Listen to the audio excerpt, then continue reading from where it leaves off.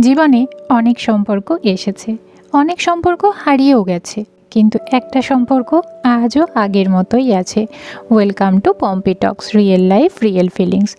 আজ friendship day, আর আজ আমি একটা কথা মন থেকে বলতে চাই। জীবনে আমরা অনেক সম্পর্ক পাই, কিছু সময়ের সাথে বদলে যায়, কিছু আবার দূরত্বে হারিয়ে যায়।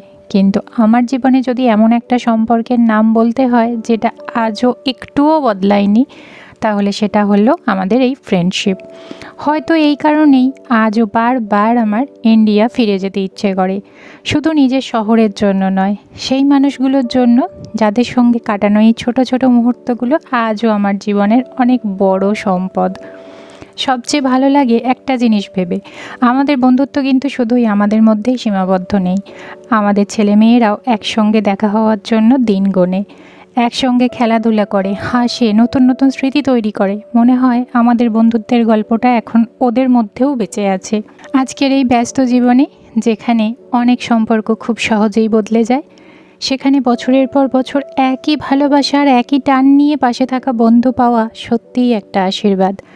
তোরা আছিস বলেই দূরে থেকেও কখনো নিজেকে একা মনে হয় না। ঈশ্বরের কাছে একটাই প্রার্থনা, আমাদের এই বন্ধুত্ব যেন শুধু আমাদের জীবনেই নয়, আগামী প্রজন্মের মনেও একইভাবে বেঁচে থাকে। কিছু সম্পর্কের কোনো রক্তের পরিচয় লাগে না, শুধু একটা সত্যিকারের বন্ধুত্বই সারা জীবনের আপন হয়ে থাকে।